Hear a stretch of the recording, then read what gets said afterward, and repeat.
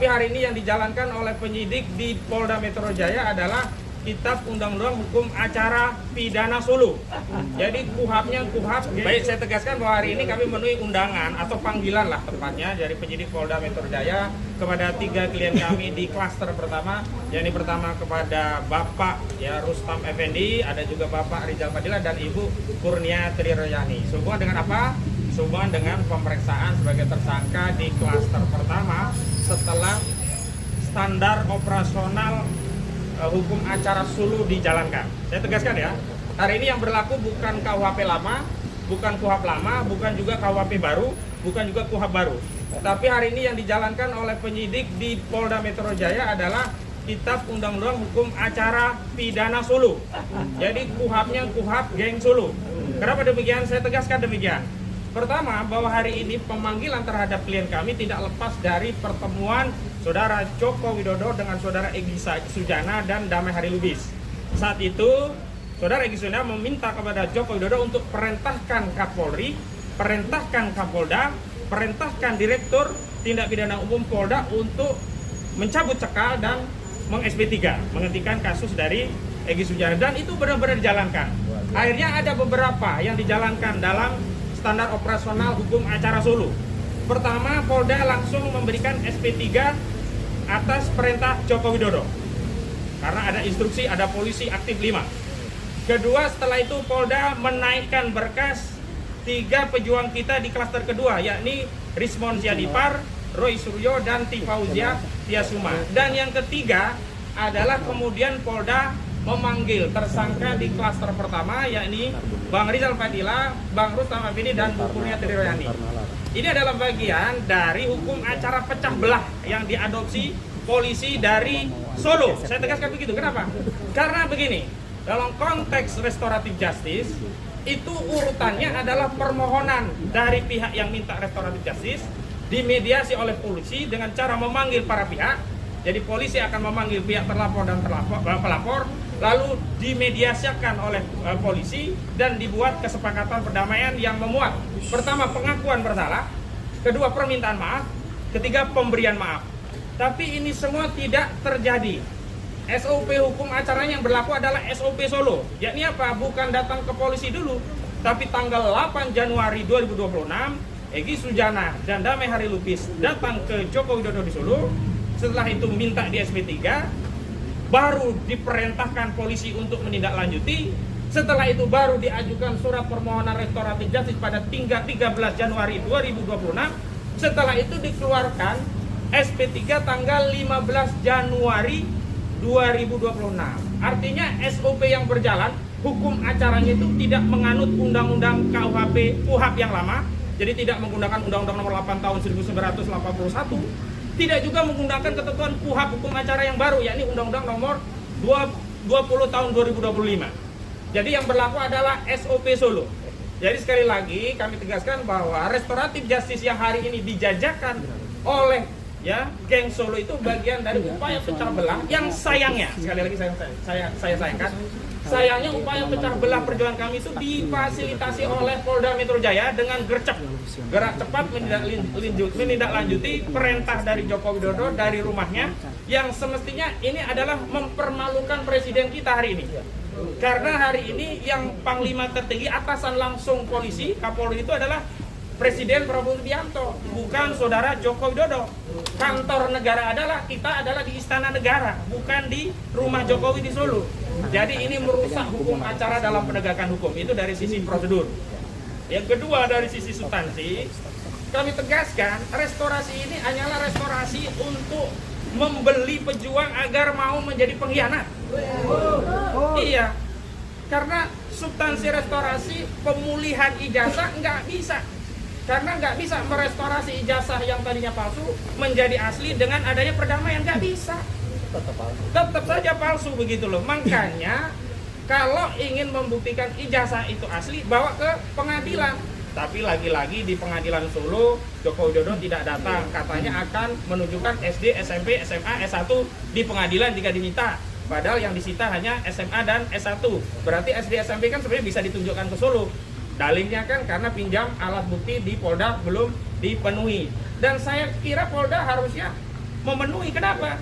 Karena itu untuk tujuan penegakan hukum, yakni pembuktian di persidangan. Wong kemarin saja kita gelar perkara khusus tidak ada tujuan pembuktian saja, bisa dibuka, bisa dikasih unjuk, bisa melanggar KUHP yang sebenarnya segel itu hanya dibuka di depan persidangan oleh jaksa dalam proses pembuktian. Kenapa untuk pembuktian di Pengadilan Negeri Surakarta itu tidak bisa dilakukan? Baru kemudian kami membaca, ternyata dugaan kuat kami proses gelar perkara yang menunjukkan ijazah yang mulanya kami ya agak GR. Mulanya kami kira kami GR karena kami menekan, mendesak untuk ditunjukkan. Ternyata itu adalah bagian dari skenario Solo. Terbaca dari apa setelah itu? Relawan Jokowi, Rejo, menyatakan setelah ditunjukkan, didekatkan alat bukti, pasal-pasal, ternyata masih kenceng.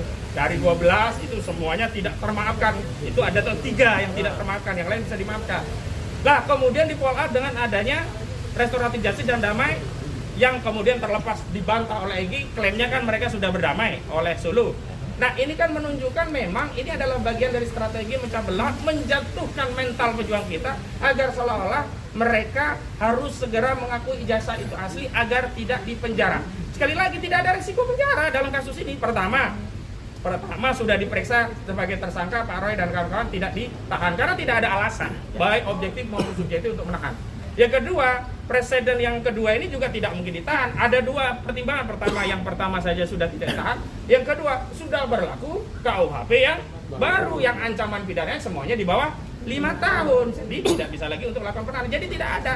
Karena itu kami telah berkonsolidasi, menyatukan langkah, termasuk klaster pertama dan klaster kedua. Dan hari ini Pak Roy Suryo hadir dari klaster kedua untuk meneguhkan komitmen bahwa kita bersatu berjuang bersama-sama, betul kan? Kita akan lawan ijazah palsu, betul? Kita akan terus berjuang, betul? Kita akan lawan seluruh kezaliman geng Solo, betul? Dan sekali lagi saya ingatkan institusi kepolisian, terutama yang dipimpin oleh Pak Kapolri, Pak Listio Sigit Prabowo, KUHP yang baru saja disahkan, Pak.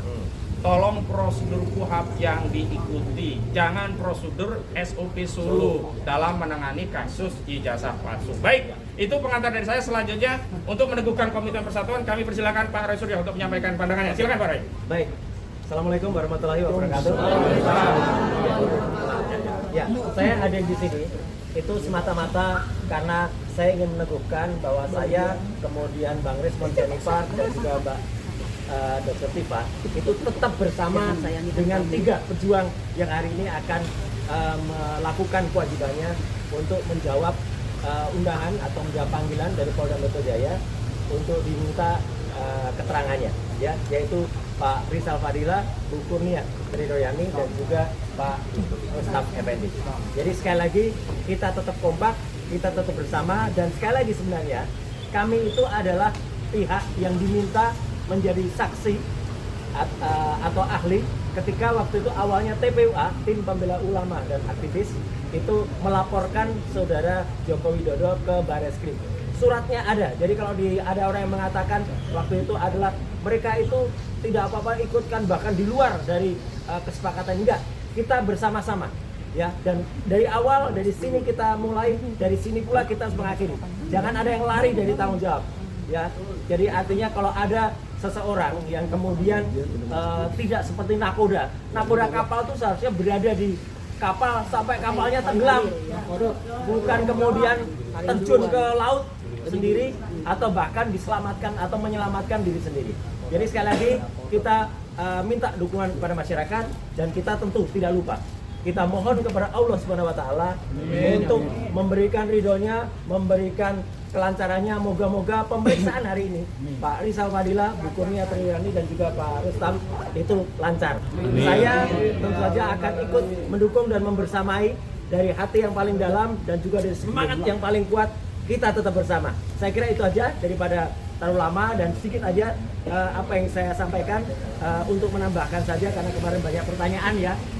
Soal ini dikit ya, mohon maaf, dikit aja karena banyak pertanyaan, dan dari kuasa hukum mengatakan itu Bang Egy di sana itu mobilnya mobil milik apa keponakannya. Nih lihat, ini BPKB-nya atas nama siapa? Wah, lo Tahu. Iya. Tahuan.